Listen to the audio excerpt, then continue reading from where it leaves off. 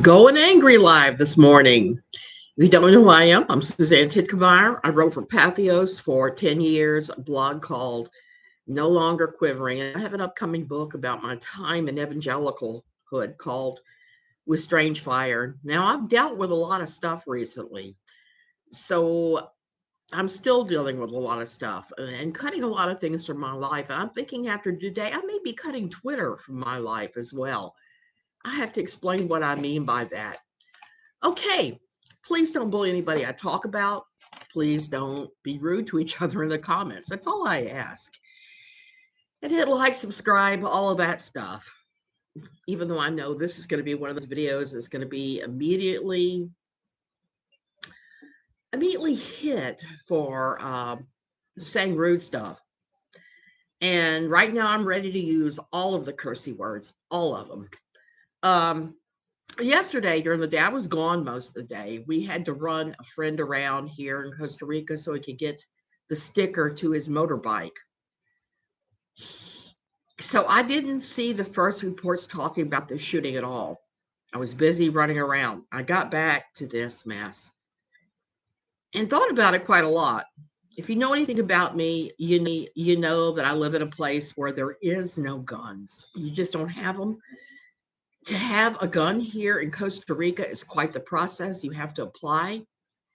One of the things you have to do is you have to undergo a psychiatric test to prove that you're not insane. You have to get officially stamped not insane before they'll let you have a gun here. Hey to Norway from Costa Rica, Ragnhild. Yeah, so you know what I'm talking about. You're there where I'm sure I haven't looked at what Norway's gun policy is, but I have a feeling it's a sensible one. Here, like I said, you could have one, but you have to really jump through some hoops and it's quite expensive. Not everybody gets one. It's not an automatic thing like it is in the States where pretty much anybody can buy a gun anywhere at any time. There doesn't seem to be any kind of restrictions. And I'm not totally opposed to guns at all. I'm opposed to the general public having assault rifles. I'm opposed to people who have no business having guns. A hunting rifle, shotgun, I can see that. Norway has a strict gun policy compared to the United States. Yes, I can see having those things. I can see if you have a job where a handgun is necessary, having one. Many years ago, I had a job where I had to have a handgun. And I made sure that I went and got properly trained at the police department on how to use the stupid thing. One of my friends was a cop and said, hey, let's go to the shooting range. Let me teach you what you need to know. And I got rid of it as soon as that job was gone because I had no desire to have a handgun. But that's just me. I'm not that way at all. So assault rifles, nobody needs. Handguns is an iffy place. So I think the handguns will probably need to be handled in the U.S. like they are here. You better jump through a lot of hoops to have one. Hunting rifles is a different thing. When we lived in Germany, it was like that. You could have a hunting rifle easily enough, but anything more than that was going to be difficult. And things like assault rifles were saved for the police. Here, I haven't looked into what kind of guns you're allowed to have. And I have seen the cops here with AK-47s. So I do know they exist here, but I've only seen law enforcement with them. I may have to stop by the friendly neighborhood gun store and pick somebody's brain here eventually. They have a shooting range here as well. So yesterday they had this mass shooting, and it was by a trans person. I'm not going to mention their name because I don't want to glorify what they did or give anybody any ideas. This person was trans, which is tragic enough within its own self, and they killed 3 children. I don't know how many times children have to die in the U.S. where this stops being acceptable, where people start saying, hey, maybe we should have some rules and laws about this stuff. Maybe not everybody needs 50 handguns. I think it's going to take that, but if it didn't happen after Newtown, Connecticut's school shooting, I don't know what it's going to take to make it happen anywhere. I don't see it happening, sadly enough.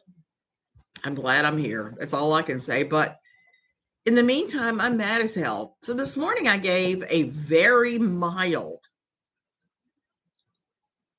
thing about it online. I said on Twitter, after watching 50 trillion Christian evangelicals I know comparing what happened and conflating it to this being a trans problem, not a gun problem or a shooting problem of little kids. Hey, Celine, and saying that this was entirely a trans problem, I'd say, well, you're more concerned about the fact that the shooter was trans than the fact that children died in the shooting. Your morality may not be very moral. And I thought that was a pretty mild statement. I didn't jump out there and start screeching about taking in guns. I didn't do any of that. I didn't yell about AKF 47. Within minutes, I had 3 death threats and a whole lot of Christian evangelical men telling me I was surfing naked down the river Styx. I was going to hell, so I better decorate my handbasket. My basket is decorated. I have scented candles and snacks and a pillow in there. So I don't want to go to the evangelical standard heaven they're talking about. I do not want that for all eternity because it sounds dreadful, everything they're saying that they believe about the other side. I have my own thoughts about the other side. They don't really line up much with what the evangelical world says. I just want to point out that these are men saying this to me, to a woman, to an older woman. And it's kind of like their response is like, say you had bugs in your house, but instead of getting a can of bug spray and spraying a little bit and then figuring out why they're there and dealing with that, you call a nuclear strike on your house. It's very similar to that. And I've seen these guys act like this over everything in the world. I still remember the time that I did a lot of digging and exposed some things going on in the new IFB and got the victims help. I got them, the parents, to take their kids to law enforcement and to get a CPS investigation started on why they were abused in this church. And I got death threats then. I got threats that they were going to show up here and shave my head because apparently if you're a woman and you're not a woman that they like, they don't think you should have long hair. They somehow think it's a symbol of godly womanhood, even though what it is the fact that I'm too lazy to look for a hairdresser here and I haven't seen a decent one in forever. It has nothing to do with any sort of morality whatsoever. Pastor Shelley rubs me the wrong way. Someone heard what I said about him and was called a railer and a wolf. Celine, they do that. They demonize you and dismiss you and reduce you in size so that they can diminish what it is you've said, particularly if you said something powerful, something that threatens their little power base. They're going to pull that stuff out and they're going to say that about you. The worst thing in the world is being a woman who has left the non-denominational, evangelical, high-demand world. Because if you're not skipping around proclaiming them the greatest things in sliced bread and saying, I left because of my own sin, then guess what? They're going to reduce you. They're going to say as many bad things about you as they can cook up. Hey, Moonchild Pink. They're going to say every nasty thing they can come up with. It's going to get that nasty. When it first happened to me, when I first left my old church, I was totally shocked. I didn't expect that. I left because God told me to leave. And I got vilified for it. My poor husband left and nothing happened to him. They were kind of like, it's your fault. If you'd have been the right kind of submissive wife, he never would have left. No, he was going to leave regardless of whether or not I leave it or not.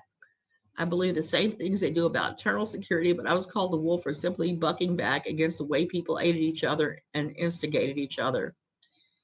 Hey, Jamie. So, Celine, that is what they do. I don't believe it totally the same way they believe. I'm part of the whole Reconstructionist Christian movement on Twitter. There are people I hang around with that get it and that don't understand why these people are acting they do understand why people are acting this way. But they, like me, want to see the church taken back from those who have shanghaied it to a mere political organization who doesn't have a damn thing to do with the love of Christ. Not a damn thing. And I found it interesting what the reaction was, because I did never said any one pastor's name, any one movement's name. I didn't even say the word evangelical. So for me to say evangelical men suck in my own topic here, I'm going to get some pushback. But you know something? I don't really care at this point. I am ready to flip the double birds and run around, because they've just gone and they've taken faith to a place where it's not really faith. It's really just a Christian nationalism thing that I don't recognize and have any respect for whatsoever. Now, I for 10 years at Pathos wrote about these weak, wimpy men that immediately go to the threats, because a lot of them do. I got threats there as well. My husband has been after me to leave all social media in some ways and to concentrate on certain kinds of writing. And he might be right. I'm beginning to think he is, after today, especially, because this was like I said, it was like, instead of taking your can of Raid and spraying that bug, it's like calling a nuclear strike on your house. It's just silly. You just don't do that. It doesn't make any sense at all. And here's the thing. Christians are never going to agree on everything, because you've got so many different churches that handle so many different scripture interpretations so many different ways, like the King James only people. Hey, I hope I don't mangle your name. Tanila, Ted, I'm not leaving. I'm flipping the birds at those people. I am flipping the birds. But the thing is, he does have a point. He is hoping that I move to novel writing and leave the whole religious sphere alone. Part of me longs to do that. I love to write. I've written a pile of novels I've not published. I should probably clean up and publish. But at the same time, I can't let these guys hijack Jesus any longer. I'm just kind of done with that. I'm over it. Atheist men have a better outlook on things and aren't afraid to do what people in relationships do. True. Very true. And some really good friends of mine are all atheist men, and I don't have any problem with them. Yesterday, I spent the day with Mr. Evangelical here, possibly the worst example of an evangelical man that I know of, and I kind of baited him all day. I didn't disagree with him. I didn't start a fight with him, but I encouraged him to talk mad, you know what, about some ministries, just to see what he had to think on in his mind. Hey, Great Dane Mom. So the only thing I really agreed with him on much was about the Mrs. L.B. Cowman book and Streams of the Desert. And when he started talking about John MacArthur, it's like we were simpatico on that one. Hey, Sue Elliott. So these guys are just out of control. So many times I've seen them do this stuff. And the problem is now that Elon Musk, why do I always mangle that man's name? I don't know why. I'm terrible with names. Has turned Twitter into 4chan. More and more of these guys are no longer afraid to say this crap. And you're like, really? You're going to say that? Is that really what you want to say? And it seems like if I even ever try to give somebody even the slightest bit of pushback, Twitter comes up with this, do you really want to tweet that? Tweets like this have gotten our users in trouble. So I'm wondering if these guys are getting that or not. They're acting just completely out of the box lately. I see them going after my good friends like Kevin DeYoung,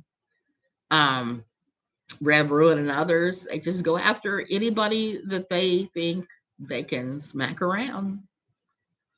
So they've turned into an enormous pile of bullies for the most part. And I'm just going to go back to blocking all of them. This morning, what I did was I just reported all those guys and took screen caps. Now, here's the thing about reporting. Now that Twitter has turned into the $40 billion 4chan by Mr. Musk, I don't hold any hope of anything being done to guys acting like this. I think they're going to get worse before they get better. It grieves my heart that they have decided to make this mass shooting all about a trans, I don't want to say child because this person was not a child or a teen, about a trans person because I don't want to misgender them either. No matter what your personal feelings on the trans movement is, it's always a better idea to call people by the name that they request that you call them by, no matter if you don't agree with them at all. I mean, being polite to somebody is not agreeing with them 100%. And that's one of the things I just can't get others to see. It's not about trans. It's all about a person who shot innocent people. Sue Elliott, exactly. Exactly. And like I said earlier, I'm not opposed to people having guns. I just want to see it done in a responsible way. And to see these high capacity rifles like the AK-47 maybe limited or removed altogether. For 10 years, we had an assault rifle ban in the US, and they gleefully dismantled that. I was starting to think that the NRA had less power lately, but it seems lately it's just gotten ridiculous. And as I said earlier, if all those kindergartners dying in Newtown didn't change the laws, I don't know what ever will. I said yesterday, and I'll say it again, a lot of evangelicals feel like their religion is a safety net around them, and for some of them it is.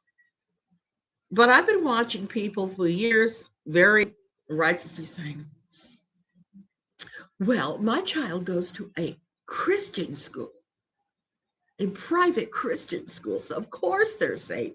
This stuff only happens at public schools. No, this stuff happens everywhere. It happened in Las Vegas at a show, a country music show festival to adults.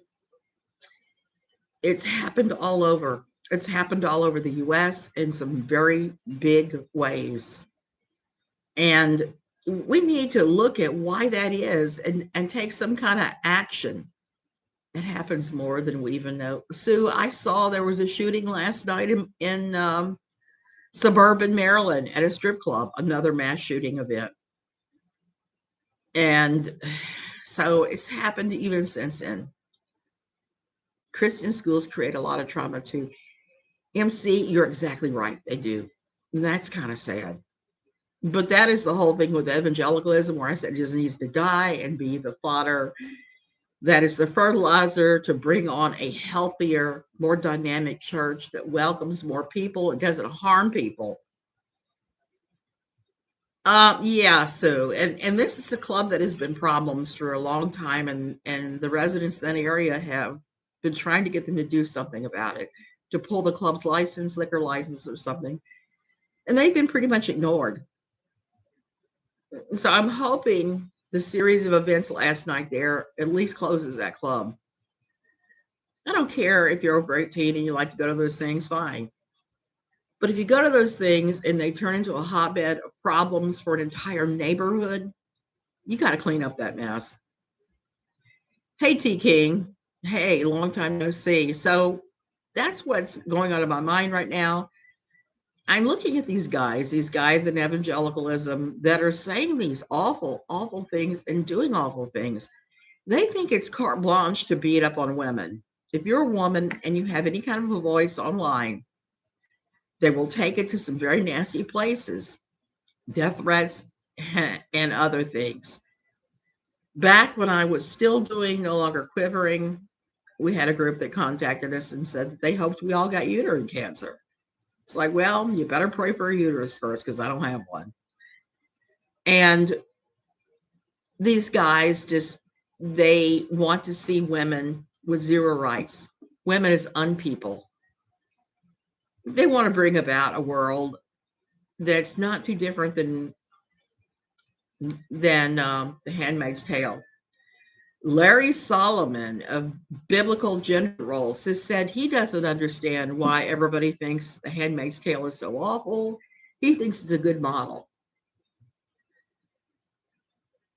Lori Alexander has said something not too dissimilar. She is blaming the shooting and the shooter's trans on mothers leaving the home, mothers working for a living, instead of what it actually is. I'm just going to say it, rampant mental health issues throughout the U.S. And I think that there's a lot of reasons for that. There's no one complex reason, uncomplex reason, simple reason that this happened. I think as society as a whole has moved along and things have developed, that we're seeing more and more mental illness being played out writ large, and that people aren't dealing with it. They're not getting their loved ones help. They're not trying to help everybody. I realize there's only a certain amount of help you can do for someone who is an adult child of yours that suffers. It's not like you can pick up the phone and go, hello, mental hospital, come get them. No, not at all. It's surely a complex thing, but we have to look at all of that and figure out where our lines are. If there's more funding for mental health, it would go a long way, I think, to diffusing a few things. If we could removed assault rifles would help. There's a number of things. I think we have a tendency to want everything to be an easy answer and quick. I was reminded of that this morning when I was looking at Reddit, like I do every morning. I love to look at the a-hole things and Am I the Devil? And there was one in particular I saw on Am I the a-hole? They moved to Am I the Devil from a man who'd had a couple of strokes and was admitting he was having problems, and he was upset with his wife because she didn't jump to it and do something quick enough. And everybody was beating him up. I said, yeah, in that moment, you were an a-hole. You need to apologize. I said, but to everybody else, you're not understanding that this man may have undergone a personality change. He may be struggling to maintain his anger issues. And so we need to stop blaming and start brainstorming solutions, understanding. Yes, funding for mental health here in the U.S. is terrible. Healthcare is hard to get for some people, period. Exactly, Sue Elliott. And I see that all the time. People come down here to have surgeries and things they can't afford in the States. She insisted that a mom who works full-time is the only part-time mom. I found that insulting. Celine, it's incredibly insulting, particularly for those women that rearrange their lives so their kids never end up in daycare. And after I started having children, one of the things that I did was only work in the evenings when my husband was home. Why? Because I wanted to have my own money, number one. Number two, it really takes two salaries to make it in the US, even back then. And we didn't leave our kids with daycare. We both got to spend equal time taking care of the kids. And I thought that would be a good thing.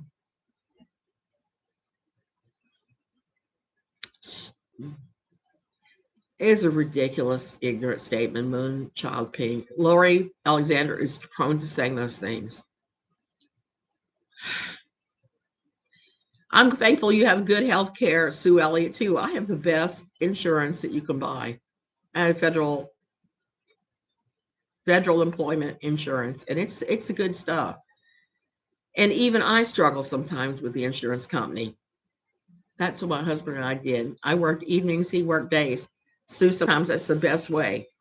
But I can tell you right now, Lori Alexander would throw mud at you and I for doing that, because they say that we were neglecting our children and our husbands, when we clearly were not neglecting anything. We were doing what we needed to do to make sure that the bills got paid. I mean, it is almost impossible. That's one of the things that really needs to change. It's impossible in the U.S. for a family to subsist on one income. So when you have all these people, evangelicalism, fundamentalism, that start blaming mothers for not being home, I just want to say, what are you thinking about? Nobody can afford anything. I know so many marriages in my old church where the wife did not work and they subsisted on food stamps, food from the local food pantry, and on donated clothing and stuff because they couldn't afford it. And this really, to me, is the saddest thing of all. Fine, if you want to say that mothers being at home all the time is the best way, at least enact policies to make that possible. You can't put somebody behind the 8 ball and insist they do something that would kill them and their families. You just can't. So these guys are mostly a bunch of enormous hypocrites. So many of them are later found to be having affairs or drugs or whatever. And then they turn around and they justify it. They self-rationalize it too if you try to call them out on it. I saw that happen a number of times at various churches I've been at. They never will admit any kind of fault. Everything is everybody else's fault. So they're going to throw rocks at anybody who says, hey, now, wait a minute, that's not right, rather than trying to listen and learn from what's being said and learn to change their minds. God knows I've had to change my mind on so many stupid things. I've had to turn around and back up and say, hey, I'm sorry. I'm really sorry. I was wrong about that. I don't understand why rational, supposedly Christian adults can't do the same. And about a year ago, we had visitors from the U.S., and I was with them at a beachfront restaurant, and I was in their teeny tiny little bathroom washing my hands at the sink. And if you're at the sink in this particular restaurant, you're blocking people going in and out of stalls. You're blocking the front door. That's how small the restroom is. So a lady emerged from one of the stalls, and I just smiled at her and said, I'll be out of your way in 1 second. I got the biggest lecture about apologizing for taking up space because I'm a woman. And at the time, I was kind of dismissive of her.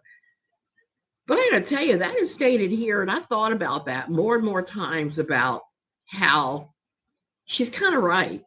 She was rude in how she presented it to me, but she's right. And I have always been one of those people. My mother's taught me you don't inconvenience anybody ever. You apologize, you don't inconvenience. And I'm putting away $100 a week to save up to move out of my house. Celine, you got to do that too sometimes. We actually moved here because our house in the States, as much as I loved it, I loved my house in the States. It had so many wonderful things. It was not going to be fitting for us to have as an old age home because of the steepness of the staircase upstairs. Hey, 304 Girl Riggs. You missed a lot of the excitement of me ranting about the guys that issued death threats who were all good evangelical Christian types. And the other ones that were sending me stuff or tagging me and stuff saying, she's going to hell in a handbasket. And my response about, well, I got my snacks, I got my candles, and I got my soft pillows and a blanket. So I am all set. I love my parents. I'm close to them, but I want to see the world for myself. Celine, there's nothing wrong with seeing the world for yourself. I lived in Germany for a while. I lived in Europe.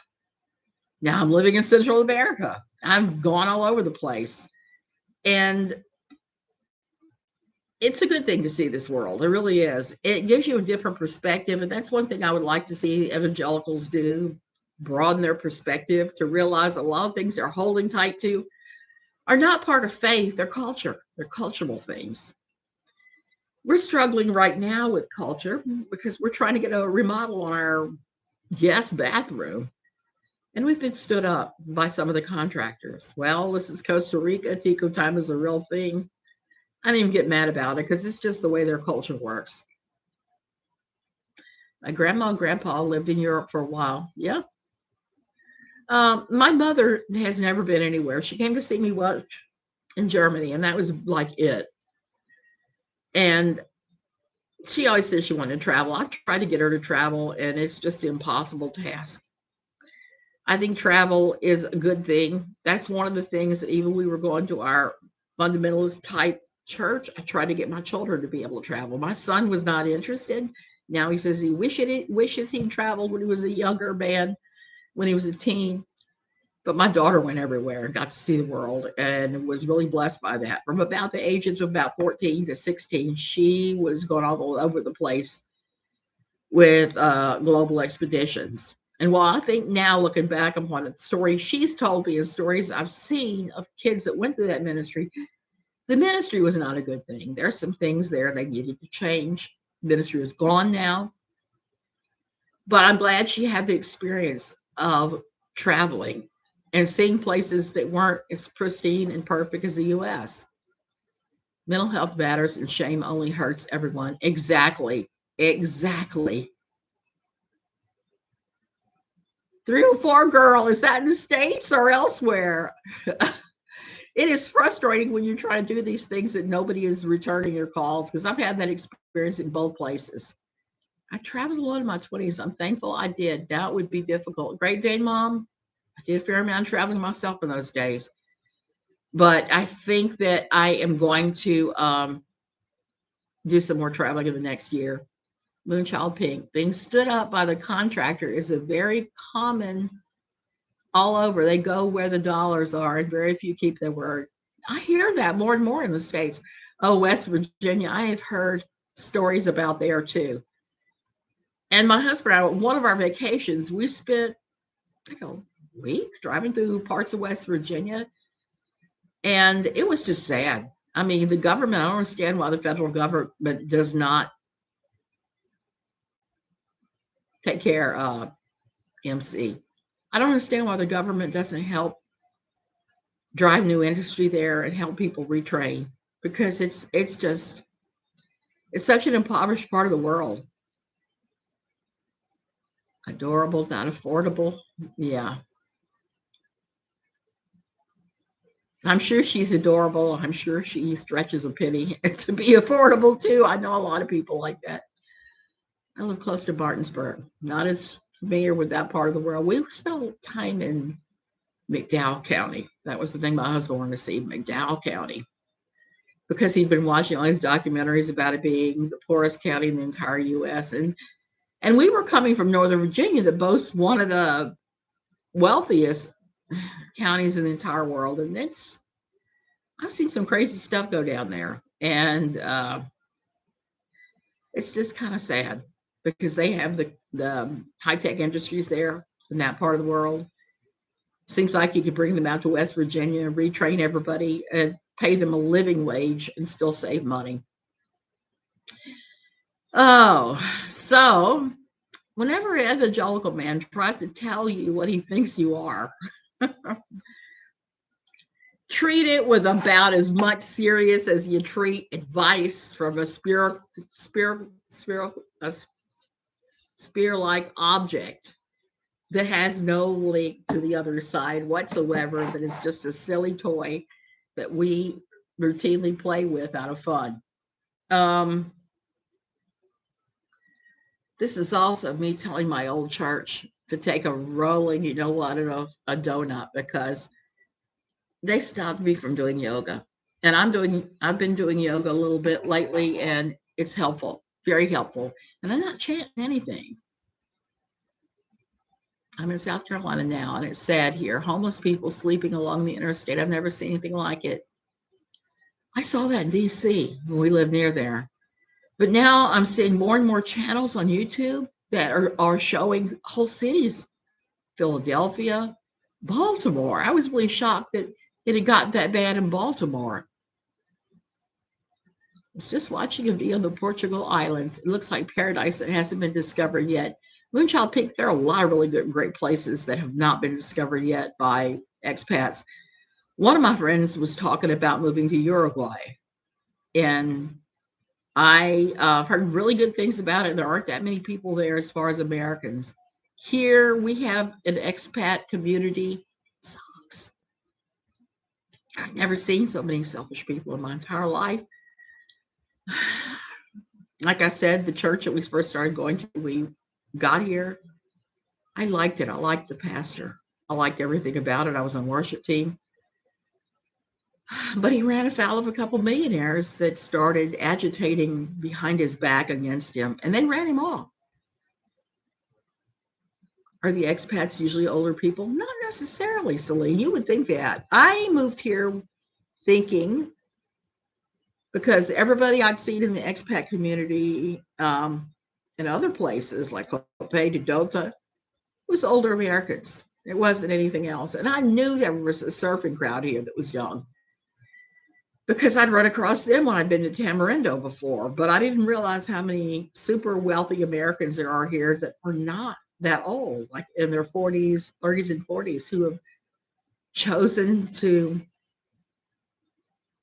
take the money and run. And I have a friend here by the name of Jamie Pellegro that used to own the bookstore here, that his big bugaboo he rants all about are problematic 20-something-year-olds coming from millionaire families in the States, coming to Tamarindo with a big chunk of money and opening a business and then running it to the ground and really screwing with the community. And I've seen that happen here too, a bunch of times. And it does seem to be a jumping ground for people who have problematic family members. I've seen that as well. Nick Johnson has a YouTube channel, and he recently spent a month exploring California. It was crazy. Some of those videos I've seen have been like that, crazy ones. I haven't looked into the California ones yet, but I probably should. We had a lot of people coming here from Southern California, flooding into the place. And since COVID is lifted, before, if you had a property to sell and you were American, it might take a while to sell it because the local Ticos aren't going to be able to afford it. And the pool of wealthy Americans coming here is limited. It's finite. Well, we have so many of them piling in now in the last year that places that have been on the market 3 years were like stepped up like that for top dollar. I was really shocked because one place we had looked at that had been on the market forever. And if it wasn't for my husband's desire to live near a town, I would have had to consider it because it was actually a good price. It was like an Italian villa. It was sitting on a mountain overlooking the Pacific. You could see the Pacific every window in the house except the front bedroom. And it was 4,000 square feet, half of which was the master bedroom upstairs. There was only one problem. It was down a very pitted dirt road. You were 45 minutes from the grocery store and the gas station. So my husband didn't want it. I liked it. I would have liked it. Would have been fine. But when you write your list, you have to compromise when you're married about what you want and what you don't want. This place was beautiful. And it was beautifully located. But if you got to have a town, it's no bueno. It was interesting because he interviewed a city commissioner from each city he featured, learned so much. Moonchild Pink, I think that's important. I think when you have people that come and explain and explore these areas, they need to be able to tell you about the culture and the shifts that have occurred. Because I know California has really been through the ringer, and the pandemic hasn't helped anything. I've heard so many stories and seen prices rising. When I go to Price Mart here, the U.S. prices, every time I go, they're higher and higher. So the things from the U.S. we pay top dollar for here, which is why I don't buy many of them. It's exactly why I buy very few of them. But sometimes you have no choice. You have to get things. And the only way to get them is to pay the top dollar. The one piece of packing advice I wish I had listened to, I wish somebody had told me before I moved to Costa Rica, was to bring all your plasticware. Bring your plastic shoe boxes, your Tupperware containers, your Rubbermaid big things. This stuff is outrageous here. It's from China, and it's got a huge import fee on it. So the only way they can sell it here is jack the price of like double what you pay for it in the States or more. So there is that. And we do have some hateful evangelicals here, just like We did in the States, but not in a greater number, thank goodness. They seem to make up a lot fewer population of the expat community. Everything has gone up here. I know it has. And when I start trying to get stuff that's imported, I haven't seen Cheerios in the store on the shelf since the beginning of the pandemic. And I don't really know why that is. Not at all. Okay, I'm going to go. I can hear him grumbling in the next room, and it's probably about change and stuff. He's putting change together to go to the bank. And that means I got to go to the bank. Okay, you guys. Love you guys. Avoid these evangelical men because a lot of times they're toxic and they just want to clobber you. They want to shut you up. But they're not going to shut me up that easily. They're not going to duct tape my mouth shut. That's just not happening. Okay. See you later. Thanks for watching.